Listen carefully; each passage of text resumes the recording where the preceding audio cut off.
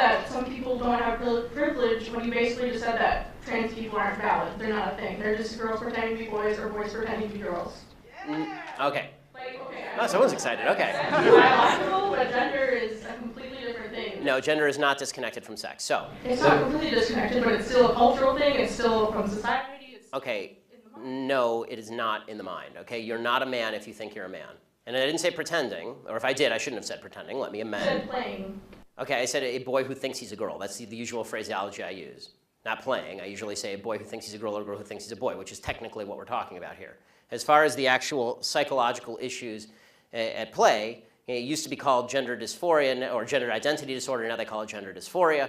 The idea that sex or gender are malleable is not true. Okay, and I'm not denying your humanity if you're a transgender person. I am saying that you are not the sex to which you claim to be. You're still a human being, and you're a human being with an issue that I wish you Godspeed in dealing with in whatever way you see fit. But if you are going to dictate to me that I'm supposed to pretend that men are women and women are men, no. My answer is no. I'm not going to modify basic biology because it threatens your subjective sense of what you are.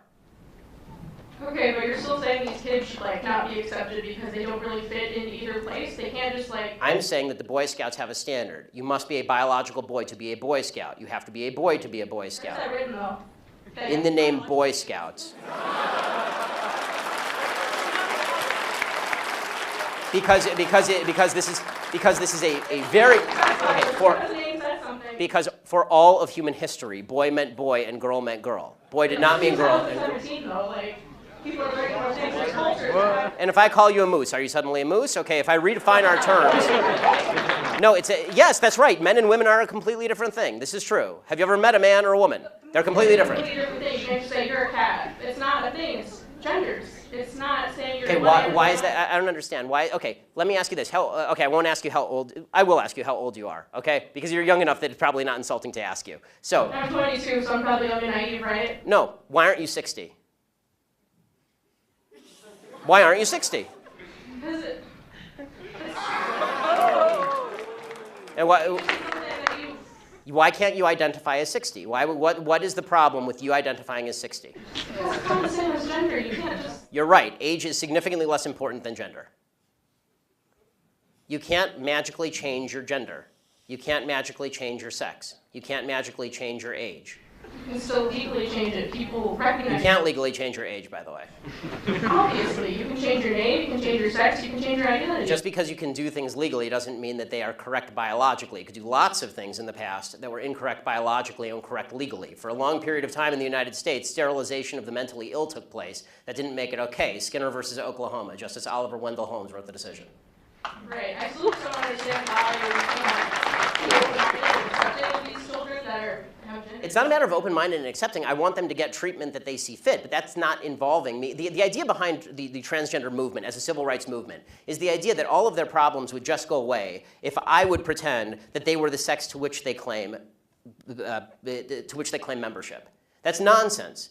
The transgender suicide rate is 40%. It is 40%. And according to the Anderson School at UCLA, it makes no difference. There's a study that came out last year. It makes no difference, virtually no difference, statistically speaking, as to whether people recognize you as a transgender person or not, which suggests there's a very high comorbidity between transgenderism, whatever that mental state may be, and suicidality. That has nothing to do with how society treats you. Do you think it could be because of they're bullied at school? No, I don't think that. I do not think that the discrepancy. I do not think the discrepancy. First of all, I'm against bullying of any sort. Okay, the idea that somebody would beat somebody up is terrible. Okay, as somebody who's viciously bullied in high school, I'm not a fan of bullying. But the idea that the normal suicide rate across the United States is 4%. The suicide rate in the transgender community is 40%. The idea that 36% more transgender people are committing suicide because people are mean to them is ridiculous. It's not true, and it's not backed by any science that anyone can cite. It is pure conjecture. In fact, it's not even true that bullying causes suicide, according to a lot of studies. For example, in the black community, where the idea is supposedly that America is a racist society, blacks are bullied a lot. Okay, in the black community has significantly lower suicide rates than in the white community. In fact, in third world countries, the suicide rate is significantly lower than in first world countries. Suicide actually seems to be a privilege of the upper classes if you actually look at it from a financial perspective.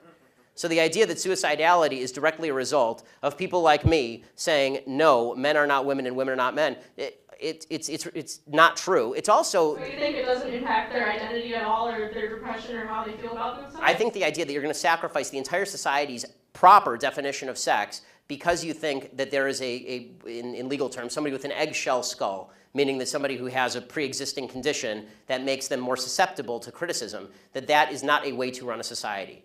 You can't sacrifice truth because some people are going to actually suffer because of the truth. Plus, there's no evidence whatsoever that the suicide rate would go down in the transgender community in any marked way if people just started pretending that men were women and women were men. We're trying that experiment now. We'll find out whether it works. So far, no evidence. Have you talked to a group of trans people at all instead of this group of like white people? I'm more than happy to talk to a group of any people who will have me, but usually they protest me. Okay, last question about your Planned Parenthood thing. So why do you think it's not about controlling women's bodies and just about the separate life? Like, after the baby is born, how come when people don't care about them? They don't care where they end up in foster care, they don't care about the mother being poor. Like... Okay, I do care about the mother being poor, I do care about foster care. Okay, but why don't you advocate for that, though? Because Planned Parenthood is supposed to prevent abortions. Because, well, Planned Parenthood doesn't prevent abortions. They perform hundreds of thousands of abortions a year. They perform 300,000 abortions a year. They're the leading abortion bill in the United States. Evidence for that, though? That they perform 300,000 abortions a year from Planned Parenthood. That's my evidence. They don't dispute that. No one disputes that. Like birth control and cancer. I'm not anti-birth control. I know. Birth control is extraordinarily cheap. That provides affordable birth control, which would in turn... Okay, they're not the only people in America who provide affordable birth control. You can go get a pack of condoms down at the local CVS for $12. Condoms are great. People need medication, too. Yes, and it's true that most forms of birth control are also extraordinarily cheap on an annualized basis. Unless you have a severe problem, most birth control is very cheap and readily available. And I'm not against people going and getting that from Planned Parenthood. As you may have noticed, I'm mostly against abortion. If you want to go to Planned Parenthood and get a contraceptive, go for it. I don't care. I do care when you start killing babies. This is a problem for me. But what about in rape and incest situations? Okay, so this is so here's the question. It's different, yes. I mean, this is a long conversation. I'm enjoying it actually, which is why I'm allowing you to stay. But the question of rape and incest. First of all, important to note, rape and incest are not only a vast minority of abortion cases. They're an extraordinarily low percentage of abortion cases. So if we can first stipulate that all the other abortions are bad, then we can talk about that other one. Can we do that? Are all the other abortions bad, or are those ones okay? And you're just using this as an excuse to make the other ones okay. They're all okay. Ah, good. Someone who's honest. So, who's the honest fellow? Who's okay? Yay, honest people. Good. I like the honesty. Okay, so all abortions are okay. So, oh, a sign that I can't read because it has lots of words on it. Okay, so I have one question for you and one question only on abortion. Does the vagina, the vaginal canal, magically confer personhood? Answer, does the vagina magically confer personhood? Yeah, raised hands are okay. You, sir. No, the first breath does. The first breath confers personhood. Okay, so if the baby is in the womb and is exactly the same size and has not yet breathed, and you take a knife and you stab the baby in the head, a fully formed 9-month-old baby, it is not a human. The only thing that makes it a human is when it takes a breath. It has to independently breathe. I mean, I'm going to be honest. I'm going to stick to it, yeah, because I'm also pro-capital punishment and pro-selective suicide. So I'm going to stick with it. Selective suicide? Yeah, I assume you mean elective suicide. I mean elective suicide. Elective suicide. Okay. Yes, I'm not going to make someone commit suicide. Right, okay, that's good, because that wouldn't be suicide, that'd be homicide. That, by the way, I'm for capital punishment too, because people who kill people should be killed, but babies who have not killed people should not. And this is my basic position on abortion. So let me just, but I'll get your answer because you're the one who asked the question. Are you willing to stipulate that all the other abortions are bad, just rape and incest bother you?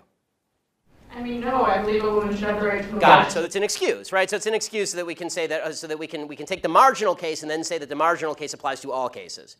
Okay, that's again, faulty thinking. But if you want me to answer specifically on rape and incest, here is my basic answer. Rapists should be castrated or killed. You shouldn't kill babies. End of story. But are they ever castrated and killed? Most rapists don't even get convicted. I agree, and that's usually the left side of the aisle because the left side wants to let them out after 5 years in prison. I want them castrated or killed. I'm telling you what my belief is. My belief is not public policy at the moment. But I think, would you agree with me on that one? Can we at least get a little agreement to finish this particular parlay? Okay. Should rapists be castrated or killed? Well, yes. Okay, good. Yeah, okay, we agree. Thanks.